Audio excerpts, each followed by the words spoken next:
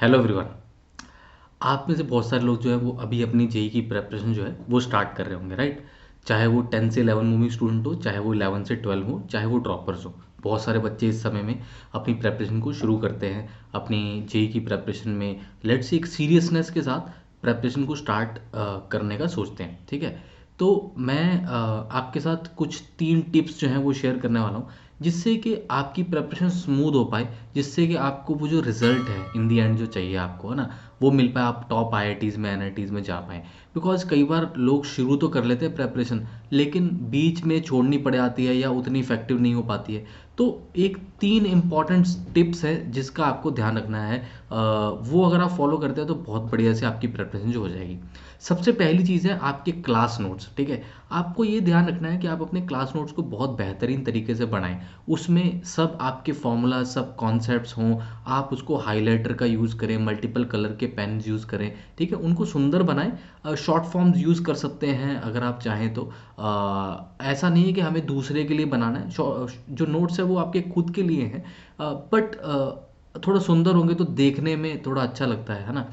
और हाईलाइट वगैरह करें, इंपॉर्टेंट पॉइंट्स उसमें लिखें, और वो बहुत अच्छे से बने हो, ताकि दोबारा हम जब उनको पढ़ना चाहें तो हम उनमें से पूरी वो सारी बातें, पूरे वो छोटे छोटे पॉइंट्स जो हैं जो हमने फर्स्ट टाइम सीखे थे, वो हमारे रिकॉल हो पाए।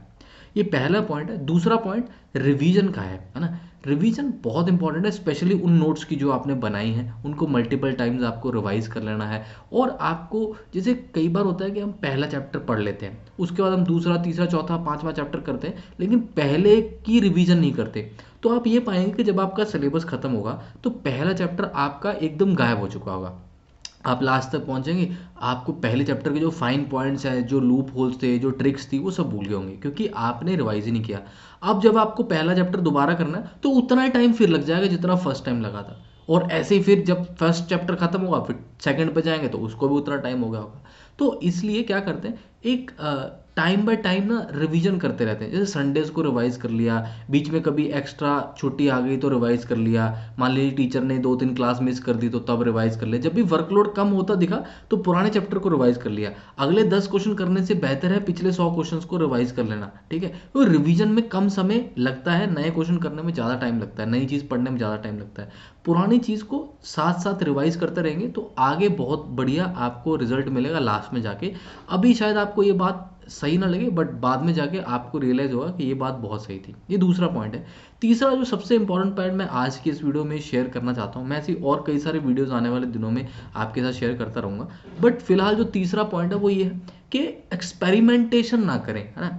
देखो, आप जब एक कोचिंग में चले जाते हैं, अगर तो आप सेल्फ स्टडी कर रहे हैं तो आपको एक्सपेरिमेंट करना ही पड़ेगा, बिकॉज आपके पास कोई तरीका नहीं है जेई को क्रैक करने का। लेकिन जब आप किसी कोचिंग में होते हैं, किसी टीचर के साथ एसोसिएटेड होते हैं, किसी टीचर को फॉलो कर रहे होते हैं, तो उसके पास एक पर्टिकुलर पीरियड, उसके पास उसका एक एक्सपीरियंस होता है एक पर्टिकुलर पीरियड का, राइट। एक पर्टिकुलर सेट ऑफ ईयर्स का। उसने कई सारे बैचेस पढ़ाए होते हैं, उसके पास कई सारे बच्चों का एक्सपीरियंस होता है, हज़ारों बच्चे उसने निकाले होते हैं आईआईटी में, हज़ारों बच्चे उसने एनआईटी में निकाले होते हैं। उसके पास एक उन्होंने जो प्रॉब्लम फेस करी बच्चों ने, उसके सोल्यूशंस क्या थे, उसको पहले से पता है ना। हालांकि उसको किताब में लिखा नहीं जा सकता, लेकिन हर एक टीचर का एक इंस्टिंक्ट होता है ना, एक गट फील होती है कि बैच को कैसे चलाना है, क्या क्या गाइडेंस देनी है, कैसे कैसे चीज़ों को सॉल्व करना है, ये प्रॉब्लम आएगी तो क्या करना है। हर एक का अपना एक एक्सपीरियंस होता है। तो आप एक्सपेरिमेंटेशन ना करें। अगर आप किसी टीचर के साथ एसोसिएटेड हैं, मान लीजिए आप मैथ्स एक पर्टिकुलर टीचर से पढ़ रहे हैं, तो आप उस टीचर की एडवाइस को मैथ्स के लिए पूरा फॉलो करें। ऐसा नहीं कि दूसरे सब्जेक्ट में लगा दिया उसको, है ना। देखो, एक सब्जेक्ट में जो स्ट्रेटजी होती है वो दूसरे में नहीं लग पाती। दूसरे सब्जेक्ट की स्ट्रेटजी अलग होती है, तीसरे की अलग होती है। सब सब्जेक्ट अलग अलग होते हैं और हर टीचर के पढ़ाने का तरीका अलग होता है। तो स्ट्रेटजी अपने टीचर के हिसाब से अगर आप करेंगे, अपने टीचर की एडवाइस फॉलो करेंगे, एक्सपेरिमेंटेशन खुद से नहीं करेंगे। मान लो उन्होंने कहा कि ऐसे ऐसे यहाँ से सॉल्व कर लेना, आपने कहीं और सॉल्व करना शुरू कर दिया, तो टीचर के सिंक में बैठना बहुत ज़रूरी है। अगर आप वो फॉलो करेंगे, एक्सपेरिमेंटेशन कम करेंगे, तो by the end of your preparation you will have more fruitful results, ठीक है। ये 3 चीज़ों का अगर आप ध्यान रखेंगे तो मेरे हिसाब से आप स्टार्टिंग के लिए बहुत बढ़िया से अपनी प्रेपरेशन को शुरू कर पाएंगे, और लास्ट में आप रिजल्ट्स भी एक्सपेक्ट कर सकते हैं। चैनल को सब्सक्राइब रखिएगा, मैं ऐसे कई सारे टिप्स जो हैं वो आपके साथ शेयर करता रहूँगा आने वाले वीडियोज़ में, ठीक है। ये भी पहली ही वीडियो है इस सीरीज़ में, तो बहुत सारे ऐसे वीडियोज़ आएंगे जो आपको हेल्प करेंगे कैसे हम अपने आप को जेई के लिए प्रिपेयर कर सकते हैं, ठीक है। शॉर्ट्स भी मैंने कई सारे बनाए हैं जिसमें आपको सक्सेस टिप्स मिल जाएंगे, वो डिस्क्रिप्शन में आपके पास मैंने लिखा हुआ है। इसके अलावा अब जो बच्चे हमारे साथ अनअकैडमी पे पढ़ने वाले हैं, मैं आपको बता दूं कि यहाँ पे 25% का डिस्काउंट मिल रहा है आपको। मेरा कोड लगाना है VL सर, वो लगाइए और आप 25% ऑफ पा सकते हैं IITJ सब्सक्रिप्शन पे। आज उसका लास्ट दिन है, ठीक है। मेरे बैचेस हैं जो नए आ रहे हैं, कुछ तो स्टार्ट हो गया अभी 28 को और 30 को, कुछ एक सेट ऑफ बैचेस स्टार्ट हो गए एक सेट ऑफ फैकल्टी के साथ, ठीक है। अभी ये दूसरा सेट है हमारा, दूसरे सेट ऑफ फैकल्टी के साथ। ये बैच जो स्टार्ट हो रहा है बुलजाई बैच है, ये 8 अप्रैल को स्टार्ट हो रहा है। ये 11th मूविंग स्टूडेंट के लिए, मतलब जो 10 से 11 में जा रहे हैं ना, जिनका जेई मेन एंड एडवांस 2025 जो है अपना टारगेट है, उनके लिए।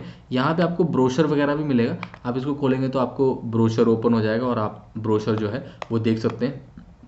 यहाँ पे सारे डिटेल्स आपको यहाँ पे मिल जाएगी, ठीक है। हर बैच का ब्रोशर रहता है। ये वॉल बैच है जेई मेन एडवांस 2024 के लिए, 12th मूविंग स्टूडेंट के लिए, बेसिकली जो लोग अभी 12th में आने वाले हैं उनके लिए, ठीक है। और इसमें और टीचर्स के कोर्सेज जो बहुत जल्द ऐड हो जाएंगे। और ये तीसरा है, ये है एक्सेल बैच, ठीक है। ये ड्रॉपर्स के लिए है 2024 जिनका टारगेट है उनके लिए। इनके भी ब्रोशर्स आपके पास हैं। ये 14 अप्रैल को स्टार्ट हो रहा है, ठीक है। एक ड्रॉपर बैच अभी चल पड़ा है, तो आप उसमें मेरे साथ जुड़ सकते हैं। नहीं तो एक फंडामेंटल ऑफ मैथ्स का कोर्स मैं चला रहा हूँ शाम को 5:45 पे, आप उसमें भी मेरे साथ जुड़ सकते हैं। इवॉल्व का बैच जो वो 8 अप्रैल को स्टार्ट हो रहा है, ठीक है। ये फर्स्ट क्लास है मेरी 8 अप्रैल को, इसमें प्रोबेबिलिटी से स्टार्ट कर रहे हैं, तो आप इसमें जुड़ सकते हैं। और ये भूल जाए तो मैंने आपको बता ही दिया है कि ये जो बैच है वो आपका 8 अप्रैल से स्टार्ट हो रहा है, बोल जाएगा बैच, ठीक है।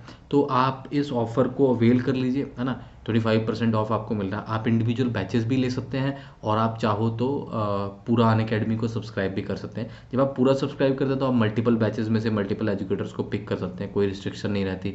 और पुराने कोर्सेज नए कोर्सेज सब एक्सेस होते हैं। जब आप एक बैच लेते हैं तो फिर आपको उसी बैच का कंटेंट जो है केवल वही मिलता है, उस बैच की आने वाली क्लासेज या करंट क्लासेज, ठीक है, या उस बैच की प्रीवियस क्लासेज, वो उतनी आप एक्सेस कर सकते हैं, ठीक है।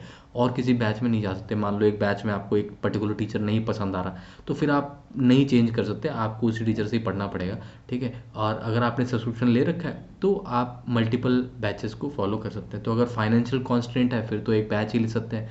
अगर फाइनेंशियल कॉन्स्टेंट नहीं है तो आप पूरा अनअकैडमी को सब्सक्राइब करिए, प्लस या आइकॉनिक लीजिए, उसमें आपको ज़्यादा बेनिफिट जो है वो मिलता है, ठीक है।